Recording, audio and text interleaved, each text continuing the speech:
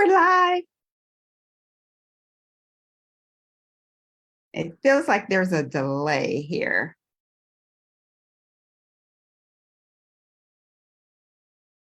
Okay, so I should probably not be looking at Facebook, you guys. I'm live and all scrambled here, so I haven't done this in a while. Welcome. So happy you're here. Vicky, welcome. Hi. We love tech. We love lives. Here we are. It just goes to show we are definitely live. Yes, I know, right? I can't even tell my editor, can you edit that part out? So this is the real world. Welcome to the real world. Vicky, again, thank you so much for being here. Welcome everyone to the first Hello Hot Flash Live. My guests on the podcast are so amazing that I begged them, like, please come back and talk to me some more. And they were gracious enough to do it. And I got so many great responses. And I'm like, hey, let's do this live once a week until the end of the year, and then we'll decide how it goes. So once a week from September 5th until, so in the months of October, November, and December, we'll go live every Tuesday at noon. And we'll talk about all types of really good stuff related to perimenopause and postmenopause. So again, welcome to the Hello Hot Flash Live, where we strive to inform and motivate you as you walk through menopause. Each week, we'll spend about 20 minutes talking about subjects and answering questions that are important to you as a midlife woman, because we are super important. And make sure you check out the podcast, Hello Hot Flash, for other menopause related topics. All right, I want to introduce our guest, Vicky. Again, thank you for being here. Vicky Midwood is the Addictions Eliminator and Health Creator. Vicky is an integrative health, nutrition, and lifestyle coach who has been in the fitness and wellness world for over 32 years. She's an author, podcaster of Raw Chatter, awesome podcast, you guys, and creator of the Blast Method. Vicky was a guest on Hello Hot Flash, so make sure you check out that episode. It was episode 86, where she talked about alcohol and menopause. But today, she is going to talk to us about sleep. Now, sleep is so, I know, right? It's like so critical. When I was going through perimenopause, I was, I'm saying my prayers, like, help me get through this. This is bad. I'm like, but please just don't take my sleep. That was like the most important part of my prayer. Don't take my sleep away, because you cannot function if you don't sleep well. So Vicky, I'm excited to hear from you, and I will let you get started by introducing yourself and talking a little bit about your expertise. Thank you so much, Stephanie. I am so delighted and so honored to be the first one live of your series that I know is just going to be amazing week on week. And what better time, a lunchtime live, for everybody to get tuned into. And so, yeah, my expertise really comes from years of being in the wellness industry, both as a fitness instructor, a PT. I then helped people to lose weight. And that's when I first came across menopause. And at 21, 22, understanding that there was a hormonal issue and my cookie cutter program wasn't going to work when hormones were involved, right, really threw me a curveball. But I'm so glad it did, because it meant that at a very young age, I was able to start investigating the whole hormone, the whole gut, the whole what does happen as we get into that midlife. And the prescription for exercise needs to change, and how we are thinking and feeling about our bodies definitely changes. And we kind of got to come to terms with that. And sleep was one of the things that was flagged up as being so important, and yet something that as younger women, we kind of brush off, because we're so busy with families. And if you've had kids, you know what I mean, you get sleepless nights, and then you've got to carry on and you work the next day, and this whole push through it, right, until you kind of get used to feeling sleep deprived. But when it comes to how our body functions on a lack of sleep, so many things get out of kilter. And so sleep is important, particularly at menopause, because there are so many things that can come in to disrupt it. And so we need to help ourselves to kind of really understand what our body does and how it works. And you said something really interesting there about, if we don't get enough sleep, everything doesn't work right. And it doesn't.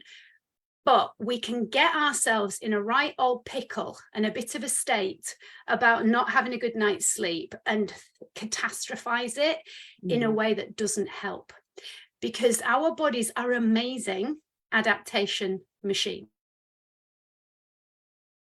Vicky, you froze, if you can still hear me. A lot of sleep. Yeah, oh, you know what? You froze. I'm sorry. If you can Right. still hear me. You said our bodies are amazing at adapting. That's where you Yes. are. Yeah. So, and they will adapt. A lot of us have been led to believe that if we don't get a good night's sleep, or even a couple of good nights sleep, it's catastrophe. Right. It's not. Chill out. Right. Yeah, I know. And then this is why I wanted to talk about this, because so many people get themselves so anxious about not sleeping. And that very anxiety about not sleeping is the thing that stops you from sleeping. So it is a self-propelling kind of thing that you're doing, and you don't necessarily know you're doing it. We can survive. We have something called a sleep drive. And what that means is our body and our mind and our brain will let us know when we are driven to needing to sleep. And we can go for a number of days without that drive kicking in very powerfully. It's not recommended. There are other things that will happen that won't make you feel good, but you won't die from a lack of sleep. And it's not as disastrous as we think it is. How we respond to not sleeping, that's where the disasters can kick in. So I want to tell people, especially at menopause, if you're not sleeping so well, chill out about it, because there are a number of things that you can do to help things to feel better. And I've got a little checklist for you. So there's some simple things that you can do in terms of making sure that you go to bed at the same time and get up at the same time, because our body works on something called the circadian rhythm. You may have heard of it, you may not, right? But it likes us to be in a pattern. It works better that way. We have a kind of, if you like, whole body circadian rhythm, and then each of our organs has its own rhythm as well. And ideally, they're all in sync. Okay. Right. So if we can eat at a set time, if we can go to bed at a set time, if we can get up at a set time, we just tend to feel better and we work better in general. Having a room that's cooler rather than hotter is ideal for the human body. So for a lot of people, keeping a window open, even when it's pretty chilly, is a good idea, unless you're on a main road and it's really noisy. Yeah, in which case maybe a fan, or if you're lucky enough to have air conditioning, then pop that on during the night, because your body sleeps better in a cooler temperature. And if you are somebody who suffers from hot flashes, you kind of want it to be cool anyway. Right. Yeah. So I would suggest to people that make sure it's as dark as possible, that your bedroom is just for sleeping and sex. It's not an office, it's not a laundry, it's not a dumping room, right? It's not somewhere that's full of clutter and chaos, because you will feel cluttered and chaotic going into that space. So those are the things that we can kind of start to look at. And what I want people to understand is this sleep drive will kick in. So if you haven't slept well for 3 or 4 nights, you will catch up. Your body will make sure that you do. And I'm sure people listening have probably experienced this. You may have had a number of nights where it's been very broken, or you feel you've just not had enough sleep. And then suddenly you'll sleep for like 10 or 12 hours because you just kind of zonk out. That is what your body does. It will get to a level of driving you. You will have to give in and you will have to sleep, because I'm just going to shut down and I'm going to make you. Yeah. Right. So don't panic if you have the odd night that's not great, or the odd 2 or 3 nights that's not great. You will be fine. It's the story you tell yourself about it that we need to change. Isn't that with everything, that story that we start to tell ourselves? And I love that you said that. Talk to us a little bit about like, why is this happening? Why during perimenopause? Why are we struggling to sleep well at night?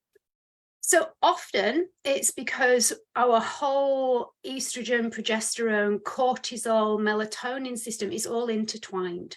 Mm. And so when we talk about hormones, when we talk about menopause hormones, we do tend to think about the main ones: progesterone, estrogen, testosterone. But we forget that we've also got things like cortisol, noradrenaline, insulin, melatonin, adenosine. All of these hormones are linked. And so we don't just have, oh, one's low, one's high. They're Right. all kind of like in an orchestra, and they're all kind of doing this.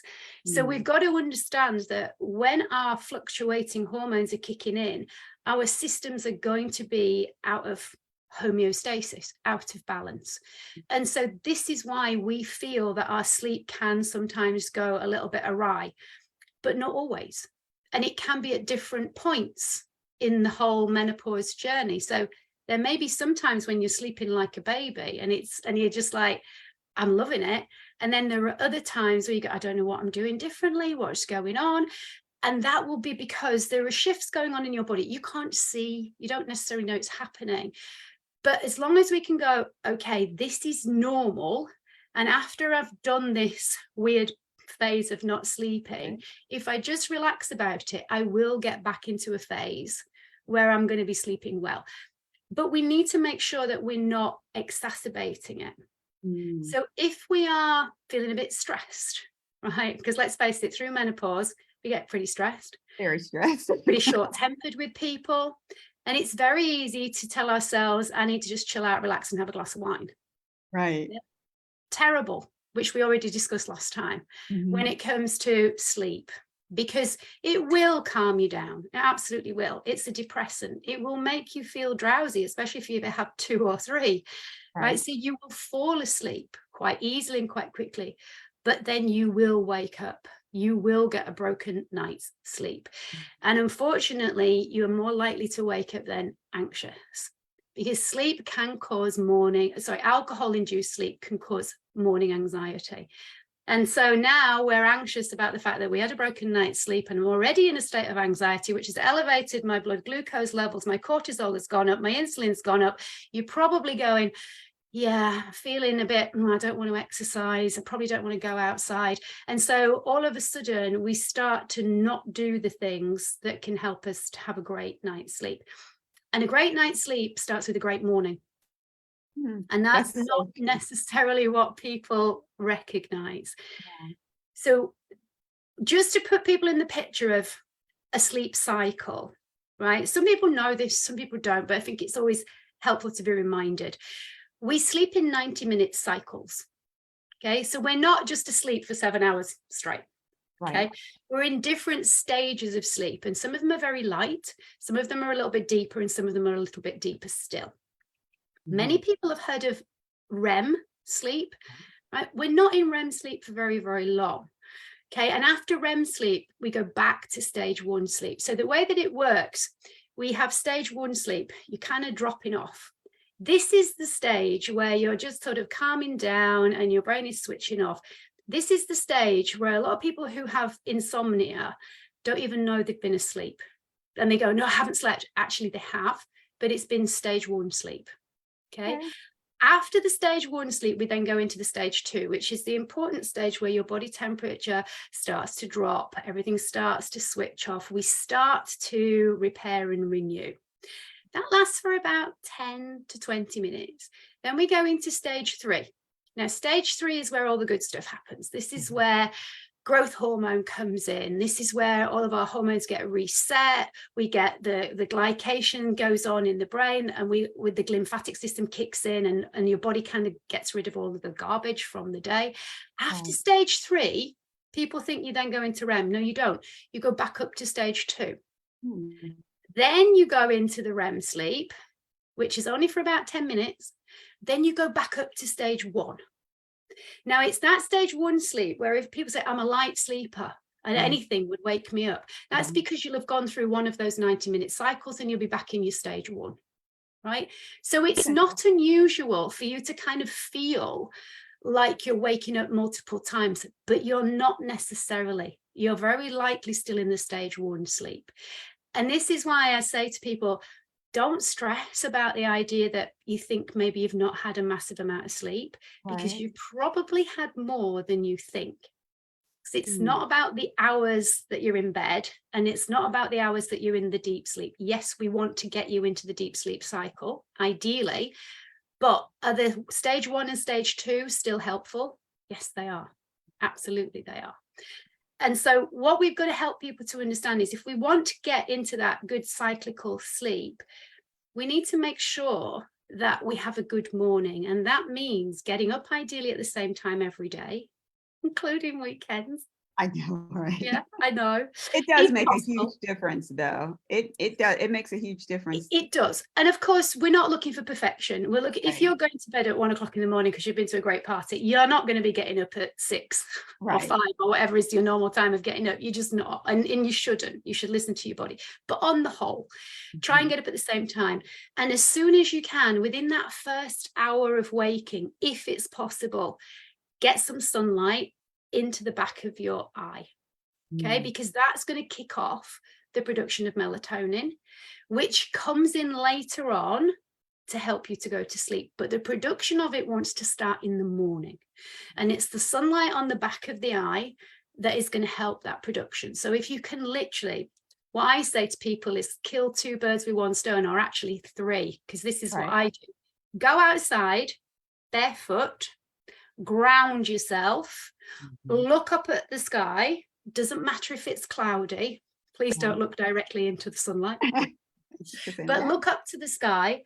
And what I tend to do then is just say my gratitudes whilst I'm grounding myself and set my intention for the day, so that you are not wasting the time just stood outside, right? But you're utilizing, you're setting yourself up to be grounded. You're setting yourself up to be in a gracious and forgiving place in your brain. So, okay, your sleep wasn't great. Be grateful you got some sleep. That's it. Set your intention for the day.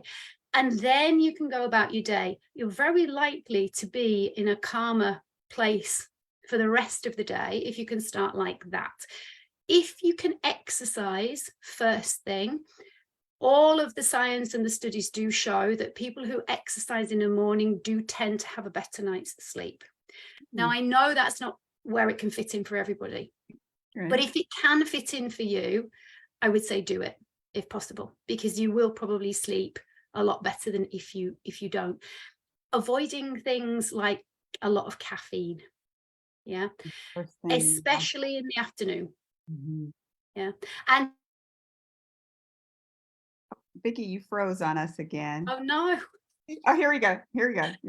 So we're avoiding caffeine. You say especially in the afternoon. I say period. Well, I think for some people, it will give them hot flashes. It does. And it does, but not for everybody. And if you know it does for you, obviously just ditch it completely. But if it doesn't, I would say make sort of noon your last cup if you possibly can. Alcohol, definitely not 2 hours before bed. So if you are going to have a drink, make it with dinner earlier on. Yeah, but definitely not a nightcap. Right. It's just not helpful. And for those people who find that, because I get asked this a lot, it usually falls into 2 camps, particularly with menopause. People find that either they can drop off very easily, and that's not a problem, but they keep waking up, or they just can't drop off. And they just feel like they're tossing and turning all night long. Yeah. And there doesn't tend to be much in between. So what we eat before we sleep makes a big difference for a lot of people. So if you do have trouble falling to sleep, having a starchy snack, supper, whatever word you want to call it, about an hour before you go to bed is a good idea. So by a starchy snack, I mean something like sweet potato, I mean something like corn on the cob. I don't mean necessarily processed cake or pastries or biscuits or cereal. So vegetable-based starches is a good idea, right? It's going to help you to feel calm. It's going to help you to feel more relaxed. In terms of how it works with your hormones, it will help melatonin to work better.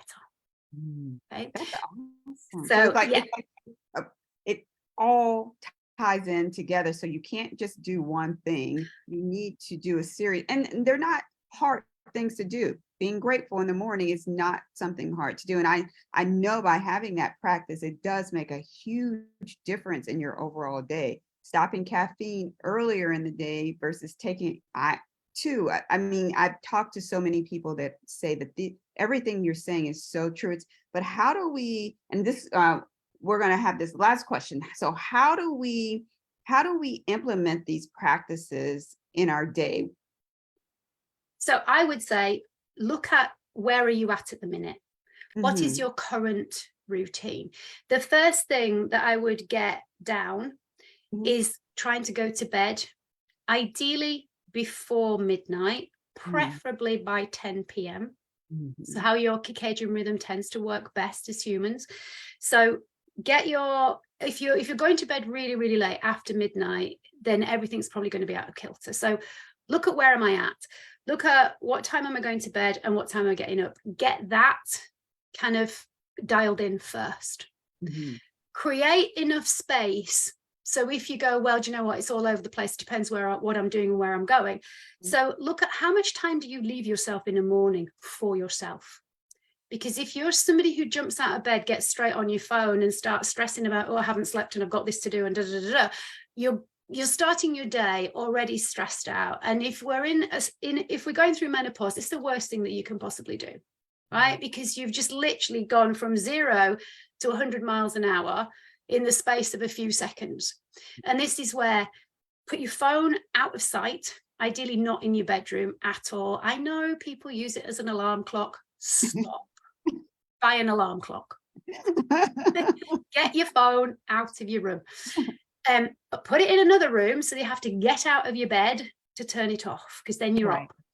But then I would say to people, just make sure that you leave yourself enough time to get outside for 10 minutes to set yourself up for the day.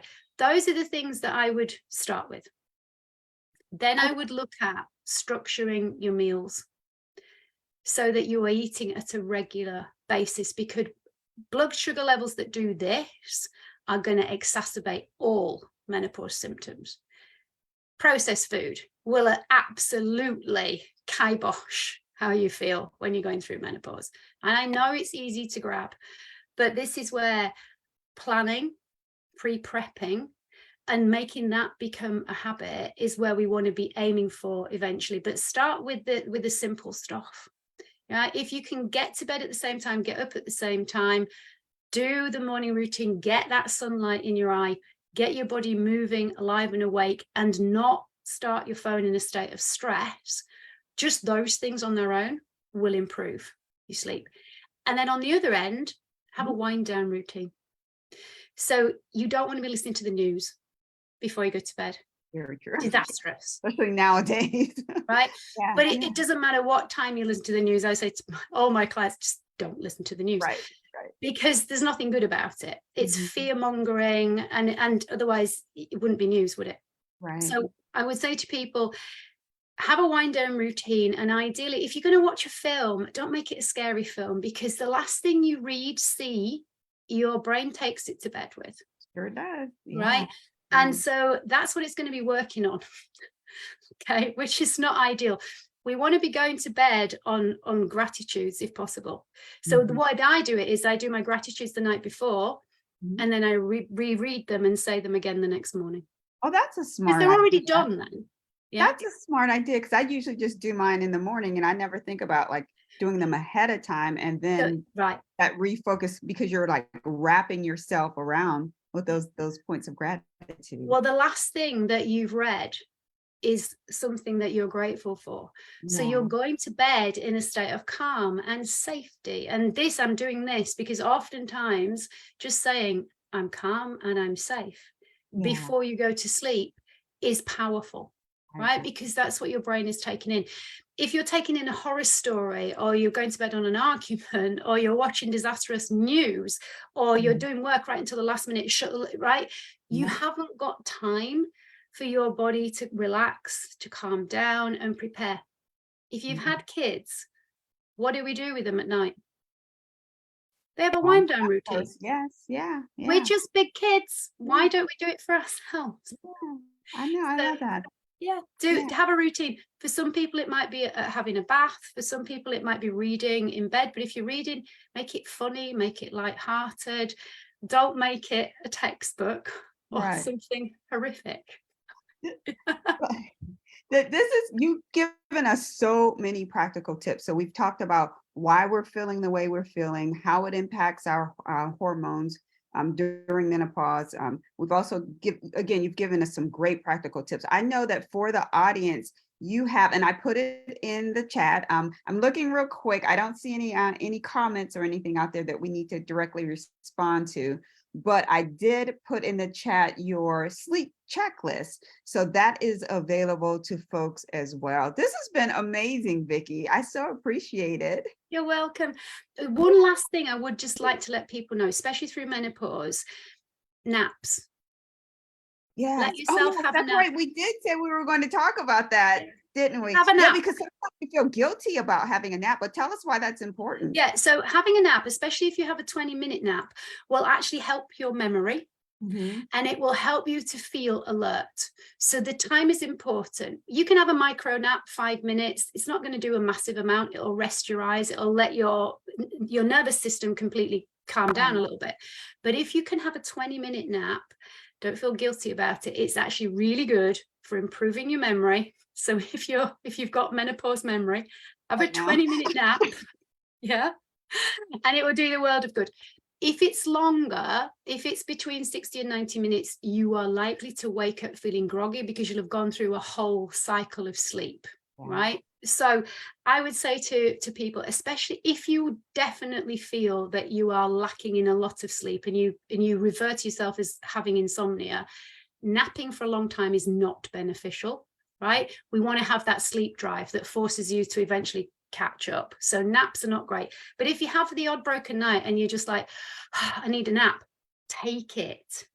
Take it, but put a timer on for 20 minutes. Yeah, I love that. And I do feel you're right. I'm completely refreshed about 15, 20 minutes. If I go beyond, I'm groggy and it just does not work for me.